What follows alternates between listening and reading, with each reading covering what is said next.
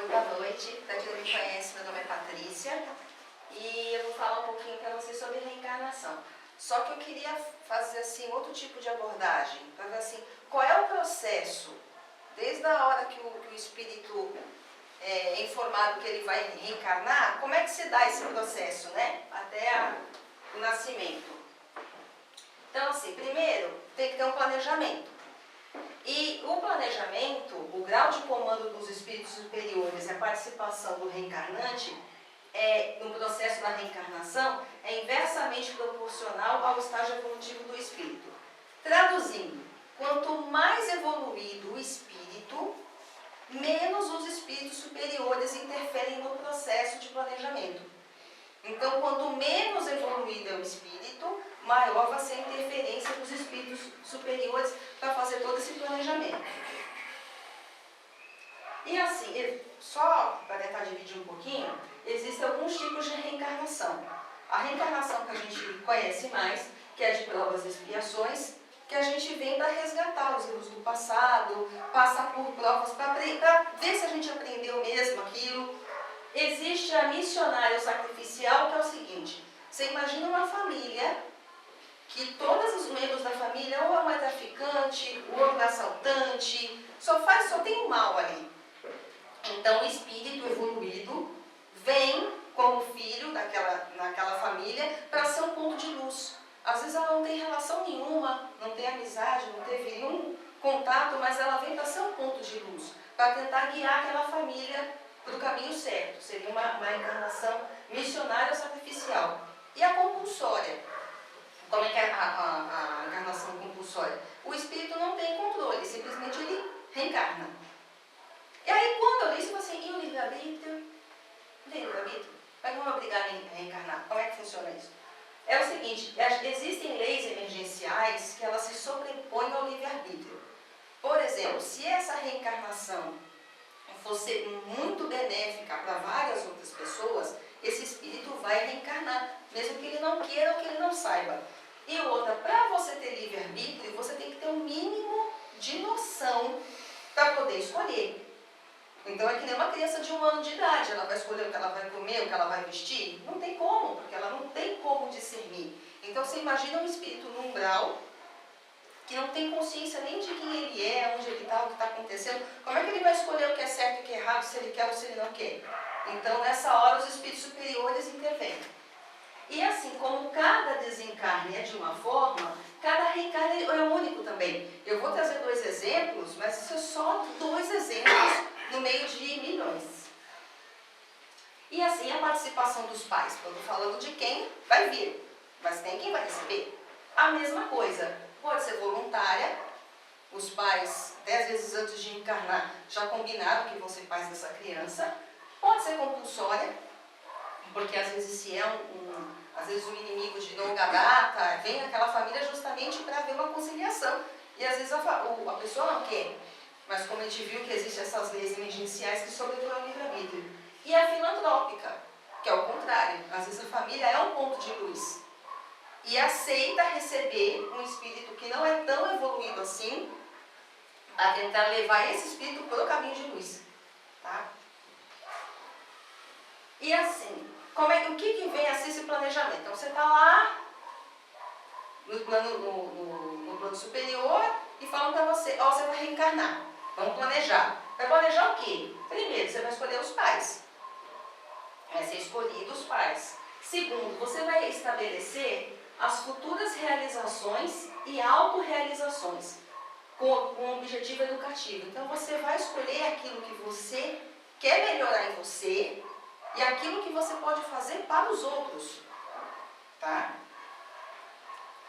Você vai escolher, então, baseado no seu objetivo, qual sexo que vai ser melhor para fazer isso. Se vai ser melhor passar por isso como mulher ou como homem. Você vai definir qual tipo de reencarnação. Como a gente falou daqueles 3 tipos. Se vai ser de expiação, se vai ser de prova, se vai ser sacrificial, enfim. E você vai fazer toda a associação com a sua família. Quem vai ser primo, quem vai ser avô. Olha o emaranhado. Olha como as coisas vão se complicando. Para ficar um pouquinho mais fácil, Eu trouxe um exemplo desse livro, Sibéria. Eu não vou contar a história, vou tentar não estragar para vocês poderem ler. É assim, a Sofia, ela mora na Sibéria, como o já está falando, e ela acaba se envolvendo em paixões. Ela se apaixona por um rapaz e o que ele manda ela fazer, ela faz. Matar, roubar, enganar. Então ela se perde nesse momento da paixão toda. E ela desencarna. Mas eu não estou estragando o final, porque se for o espírito dela que escreveu, ela desencarnou, né? Então não estou estragando o final do livro. E a partir do momento ela foi para o plano superior, ela começa a estudar, ela se arrepende do que ela fez, ela vê o quanto ela errou por falta de conhecimento. E aí os espíritos superiores falam para ela e para a mãe dela: opa, chegou a hora de vocês reencarnarem. Assim, tá, e aí? O que a gente vai fazer? Elas são transferidas para o departamento de reencarnação, onde elas vão encontrar cada uma com o seu mentor responsável, que é o fiador da reencarnação. Quer dizer, cada um vai ter um mentor que vai acompanhar em todo esse processo da programação da reencarnação delas. E elas encontram lá, o que elas vão fazer nesse departamento de reencarnação? Elas se encontram com médicos, biólogos, psicólogos, químicos, tudo isso, porque elas vão planejar não só o que elas vão fazer, mas vão planejar o corpo que elas vão ter. Esse aqui é o departamento de reencarnação. Então elas vão vir para cá. E assim, quanto tempo demora para se planejar uma reencarnação? Em média são 15 anos. Então a pessoa vai ficar 15 anos lá planejando tudo. No caso da Sofia, no livro não deixa muito claro, mas ela passou de 20 a 25 anos planejando a próxima encarnação dela. E a mãe dela, como é um espírito um pouco mais evoluído, ficou só 5. Tá? Você vê como varia. E assim, e os espíritos que trabalham lá? Sabe que é fácil trabalhar fazendo isso?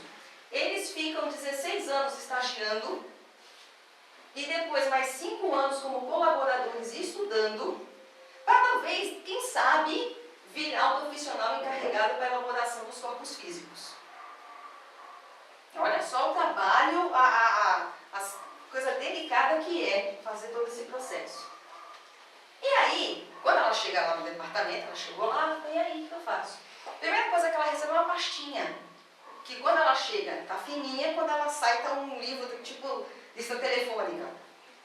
E nessa pasta, ela já tem algumas coisas que são pré-determinadas. Como eu falei, conforme o espírito é evoluído, não tem interferência. Como ela não é um espírito assim, muito evoluído, fugiu a palavra agora, de caráter e tudo mais, ela não é evoluída assim, vai precisar da ajuda dos espíritos superiores. Então, o que eles pré-determinam? Que essa encarnação vai ser de expiação, ela expiar todos os erros do passado dela, que essa paixão que ela teve no passado, que ela se deixou levar e acabou bagunçando tudo, vai vir como filho. Justamente para ver se ela consegue, porque são várias encarnações que os dois se encontram e não dá certo. Eles se deixam levar pela paixão e não dá certo. Então a espiritualidade resolve que ele vai vir como filho, para ver se consegue cortar esse amor doentio que eles têm e transformar isso num amor sublime. Também fica definido que ela vai casar com um homem fraco, doente e mais velho. Para quê? Para tentar frear essa sexualidade dela e também para ser um teste. Será que ela vai conseguir ser fiel a ele ou não? Ela vai conseguir frear isso? É determinado que ela vai ter 2 filhos, esse e mais outro, e que vai viver por volta de 40 anos. Então isso ela já recebeu, isso ela não vai poder mudar. Aí, com o mentor dela, eles vão sentar, conversar. Ela resolve que ela quer vir para o Brasil, que ela vê uma palestra. Antes dela ir para o departamento de reencarnação, ela vê uma palestra sobre o Brasil. E ela se apaixona. Ela conversa muito, poxa vida, né? Podia ir para lá, poxa vida. E ela só vai parar na Amazônia, onde está tendo aquele negócio da borracha. Eu só saí da Sibéria para ir para o meio da floresta amazônica. É expiação, né? Sai do frio com calor. E isso é aceito. E eles resolvem que ela vai ter câncer do colo do útero. Então a pessoa ginecologista, quando deu isso, falei, morta, depois eu vou falar disso aqui um pouquinho mais pra frente. E o que ele fala o tempo todo para ela é, esse planejamento não é um destino fixado.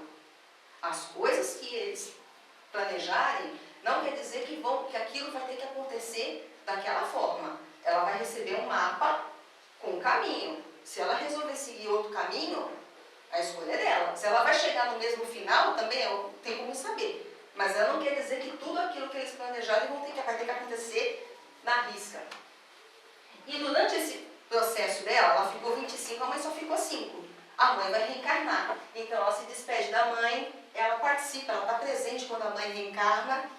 A gente vai ver depois o reencarnismo como exemplo. E aí ela planejou tudo. Ela já sabe tudo que ela quer fazer. Está tudo certinho? Vamos fazer o corpo. Por que é depois? Porque se ela tivesse planejado ser pianista, ser cirurgião, ela não poderia nascer com um defeito na mão, por exemplo. Que aí vai bagunçar todo o planejamento.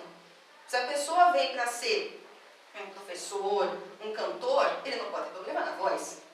E assim sucessivamente. Então primeiro tem que ter um planejamento para depois construir o corpo que vai se adequar a esse planejamento todo. E aqui eu já vim preparada. Será que ela não alcança? Aqui é a sala de departamento, o departamento que vai construir o corpo. Então, se vocês conseguirem, tem teste de visão também. Se vocês conseguirem enxergar, tem um pulmãozinho aqui, a garganta, o nariz, o estômago. Então, eles estão aqui, mouse sem fio, ó, naquela época, hein? Estão todos planejando como vai ser cada órgão do corpo dela. Olha o trabalho.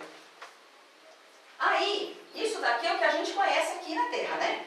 Tá? Para quem já teve contato com a aula de biologia, aí são os nossos cromossomos.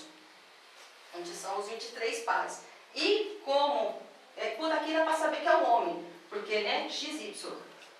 Certo? E aí o que acontece? Vamos pegar um negocinho desse aqui.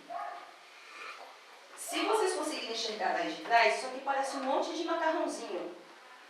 Tá vendo? Por quê? Se eu esticar esse fio que está enrolado, ele está enrolado, que se enrola no outro, que se enrola no outro. Então, um negócio que é microscópico, se você esticar, passa a ter 2 metros de comprimento. São 2 metros de informação. Em cada um daquele, nós temos 23 pares, né? E aí, se você esticar, formam vários degrauzinhos. Em cada degrauzinho desse daqui vai ter uma informação. Se seu olho é castanho, se é verde, se o cabelo é enrolado, a velocidade que o cabelo vai crescer, a velocidade que a unha vai crescer, qual a sua altura final, tudo. E é todas as tendências. Se você tem tendência a ter câncer no colo do útero, câncer de fígado, cirrose, tuberculose, vai estar tudo aqui. Tá? O que a gente sabe, né? Vocês já devem ter ouvido falar do projeto Genoma, que quando surgiu, eu falei assim, nossa, nós resolvemos todas as doenças do mundo, porque se eu conseguir ler aquele mapa, eu sei tudo que a pessoa pode ter. Então eu consigo tratar muito antes da pessoa ter. Né? Só que o que a gente estudando descobriu? Não basta eu saber o que cada um dos genes tem, porque uma combinação de gene que não tem nada a ver, dá uma tendência a ter uma doença. Vou dar um exemplo grotesco.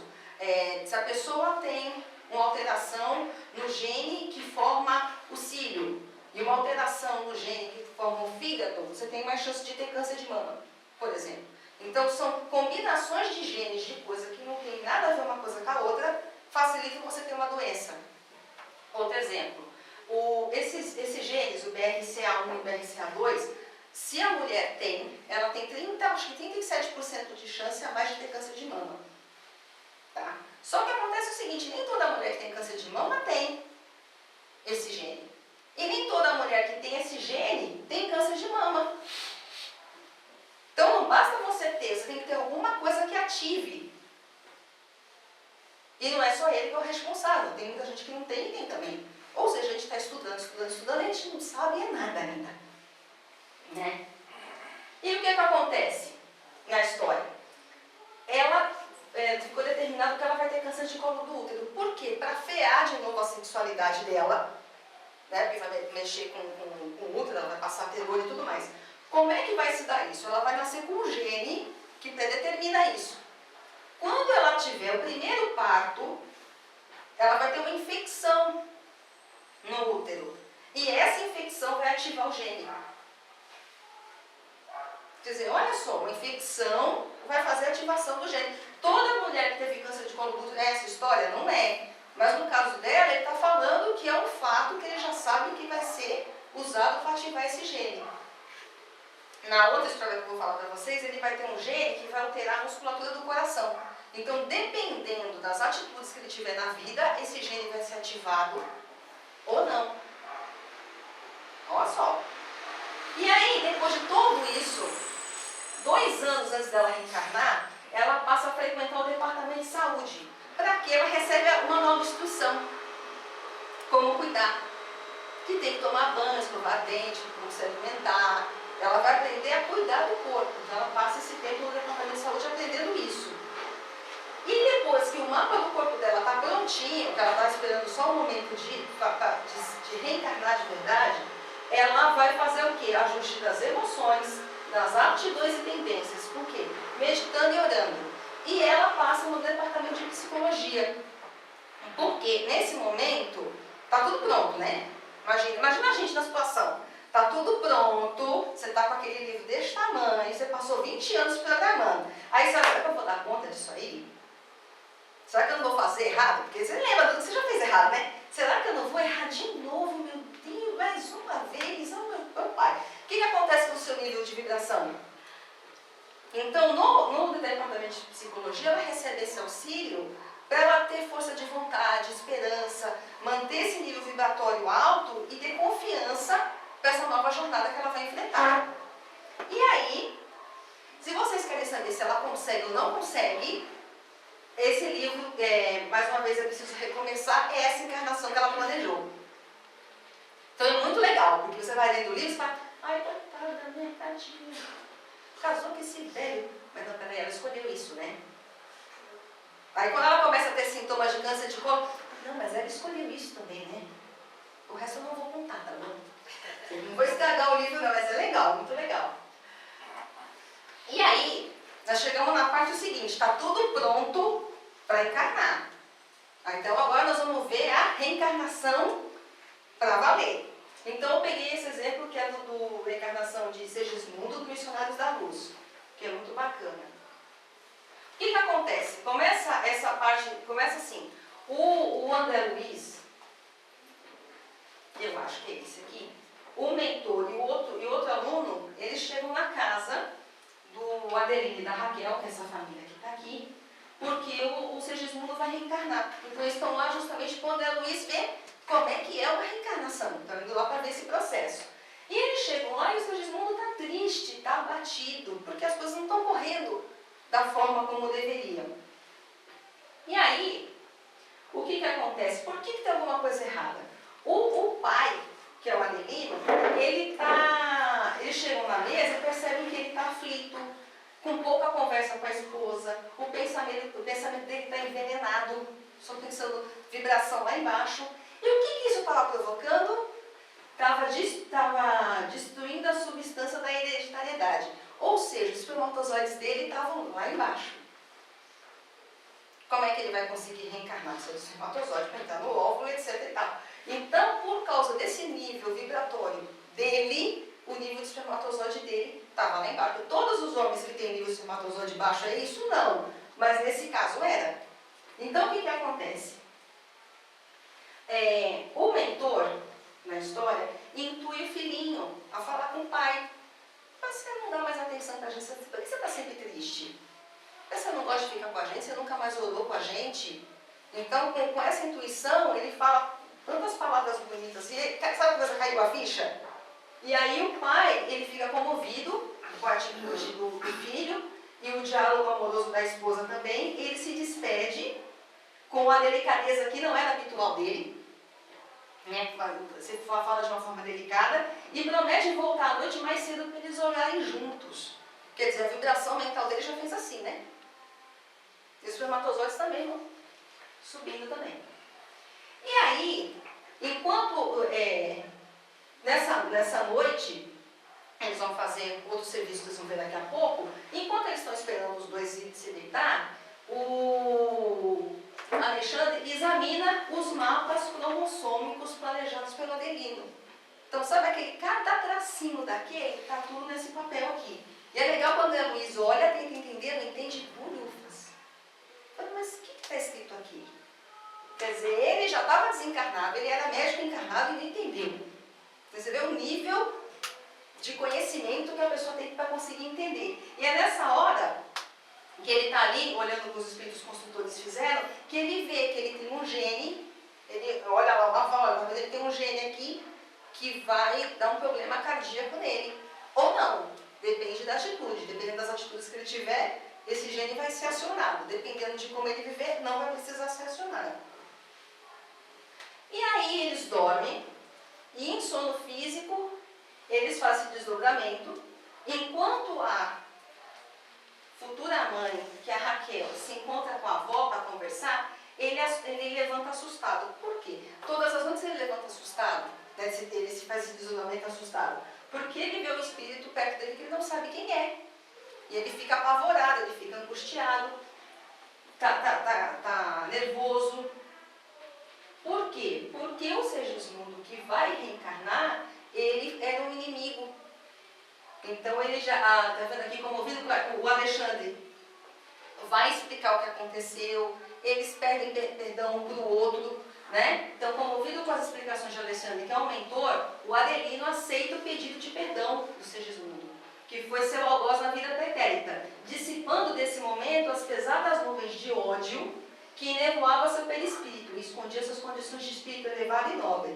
Quer dizer, além dele não conseguir dormir, ele acordava todo dia cansado, porque toda vez que ele se desprendia e ficava apavorado, né? Ele perdoa o seu futuro, a pessoa que vai vir como seu filho, e ele desprende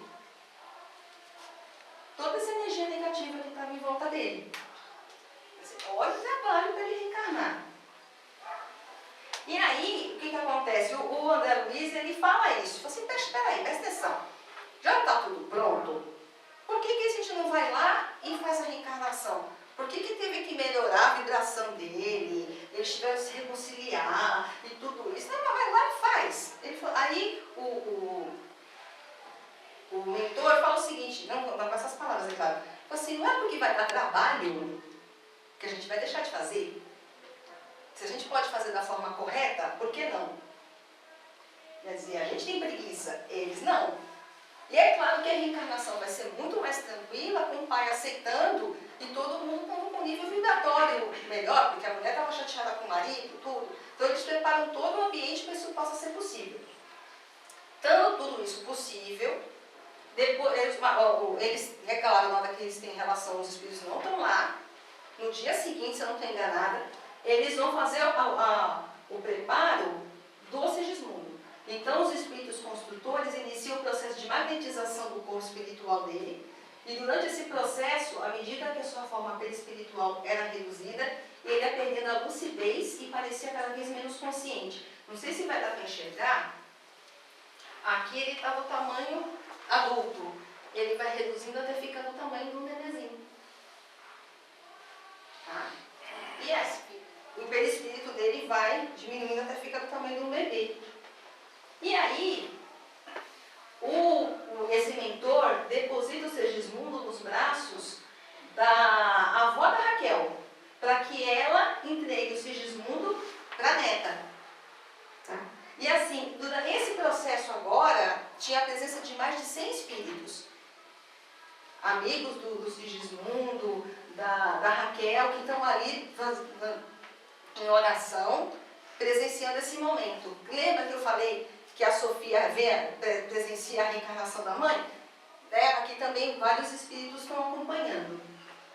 E aí é um momento muito bonito que ele descreve no livro, porque as pessoas, os espíritos que estão lá, que não são tão evoluídos, não conseguem ver que tem outros espíritos mais evoluídos ainda, jogando essa luz, essa energia na mãe que está recebendo seu futuro filho nos braços. E aí, nesse momento, o que está acontecendo no corpo dela? Tá? Isso aqui é o processo de fertilização. De fertilização. Eu quero só para... Gente, eu sou ginecologista, eu não aguentei, tá? Eu trouxe. É mais forte que eu. Aqui está o espermatozoide e o óvulo. Vamos juntar os dois para ter a criança. Aqui está o útero. A trompa tem outra para o outro lado igual. Aqui está o ovário, tem outro para cá também. O que acontece? O ovário, eu fiz um negócio aqui só para ficar mais fácil para enxergar. O ovário, ele vai romper e vai sair um óvulo. É qualquer óvulo? Não. A espiritualidade não está com mapa? Ele vai escolher o óvulo da mãe que tem a carga genética que vai bater com aquele mapa. Então ela não precisa ver, no caso da Sofia, não precisa de um gene que propicie ter câncer de colo do útero. Nesse óvulo aqui vai ter. Se não tiver, vai quebrar todo o processo, tá? E aí ele fica aqui esperando, ó, com o braço cruzado. Isso aí ficará esperando. Aí, os espermatozoides vêm por aqui. Vai ver que tem um monte de negocinho aqui? E vem encontrar esse óvulo. Só que o que acontece? Que são vários. O que a espiritualidade faz nessa hora? Ela vai magnetizar o espermatozoide que tem os cromossomos que vão bater com o corpo que eles planejaram. Também. E só ele vai ter força para entrar no óvulo. Tá? E aí o que acontece? Está vendo que tem esse estágio que a célula vai multiplicar. De 2, passa para 4, passa para um monte, até ele se implantar aqui, se implantar no útero. O que vai acontecer? Esse momento, os primeiros 20 dias dessa fecundação, os primeiros 20 dias, são extremamente delicados. E essa equipe reencarnatória fica ali 24 horas por dia, desses 20 dias, em oração, vigiando. Por quê? A união do feto com a mãe é praticamente de um ímã com o ferro. Então qualquer coisa pode descolar. E infelizmente a gente não pode esquecer que nós temos os nossos espíritos que não são tão evoluídos assim, que infelizmente às vezes tem alguma coisa contra esse espírito que vai reencarnar, não quer que ele reencarne, ou tem contra a mãe, enfim, e essa hora eles vão querer atacar, porque isso aqui é muito delicado. Então, se baixar a energia, é muito fácil que se descolar essa gravidez não ir para frente. Então, no caso dela, foram 20 dias ali de extrema atenção, oração, tanto que ela não se desdobrava mais. A Sofia, ela ficou no sono físico, ela ficava no corpo, ela não se desdobrava, justamente para não ter perigo de acontecer nada.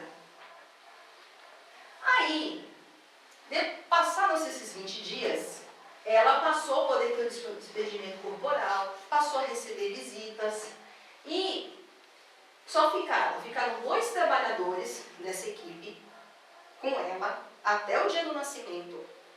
Estão ali só para proteger esse bebê. 2. E além disso, a gente tem um espírito responsável por essa criança que está reencarnando, que vai acompanhar ela até os 7 anos de idade. Então acompanhou todo o processo reencarnatório e vai acompanhá-la até os 7 anos. Tá? Olha o suporte, olha a equipe, olha o trabalho. E aí tem uma coisa importante também. Se durante esse processo, por qualquer razão, o espírito desistir, não é porque ela ficou no serviço de psicologia, tudo, mas a gente tem o livre-arbítrio. Se o espírito que está reencarnando entrar em desespero, e ele desistir e falar, não quero mais brincar disso, vai descolar e vai ter um aborto espontâneo. Porque o espírito está vindo também tem, dependendo do caso, ele tem o livre-arbítrio dele, né? Se tudo der certo, esse fetinho vai crescer e vai virar uma coisa gostosa dessa. Essa coisa gostosa. E aí, assim, queria que só para a gente parar para pensar e refletir algumas coisinhas só. A equipe que foi utilizada em todo esse processo, nos 20 anos, 15 anos de planejamento, a equipe toda que estava presente no momento da encarnação, né? Você tem 3 espíritos que acompanham, o outro fica até os 7 anos da criança. Todo o planejamento. Então, assim, se eu já achava aborto uma coisa horrenda, depois de saber todo esse processo, você imagina como é que fica a cabeça do espírito que está reencarnando. Ele tem que ser um espírito extremamente superior para não entrar no desespero. Quer dizer, eu passei 20 anos preparando tudo isso, né? Às vezes a mãe até aceitou e ela comete um aborto, quer dizer, olha só a nossa responsabilidade, né? Não é só que eu achava um absurdo por ser um assassinato, mas olha o processo. Que toda a energia que a pessoa, né, dispensou para aquilo, para a mulher abortar. E assim, eu vi umas estatísticas que falavam o seguinte, que existem 21 bilhões de espíritos desencarnados. E na Terra tem 7 bilhões de pessoas. Você vê que a conta não fecha. Eu sei que tem muitos espíritos que não vão precisar reencarnar aqui, que vão reencarnar, infelizmente, em planetas inferiores, de outros superiores. Mas estar reencarnado na Terra, ter a chance de estar reencarnado, é um privilégio. É um privilégio. Quantos espíritos querem, não puderam por várias razões, e a gente pode. Nós estamos aqui. E também, se a gente lembrar que a maioria dos sofrimentos que a gente tem, as missões que a gente tem a cumprir, a gente escolheu. A gente escolheu. Então, às vezes a gente passa por um negócio que é revoltado, mas foi você que pediu. Se é tão bom você te lembrar, se o nosso mentor chegar e falar assim, pessoa, você pediu, você não lembra? Mas eu não pedi, eu pedi. Nós estamos fazendo menos do que você pediu coisa pior. Eu te falei que você não ia aguentar, estava pedindo veio menos. Então, se a gente parar para pensar no privilégio que é estar encarnado e que os sofrimentos que a gente passa, muitas vezes a gente escolheu, fica mais fácil a gente levar a vida assim. Não é verdade? Então, gente, era isso. Espero que vocês tenham gostado. Obrigado por terem vindo essa noite de frio depois do jogo. Era isso, tá bom? Obrigadão.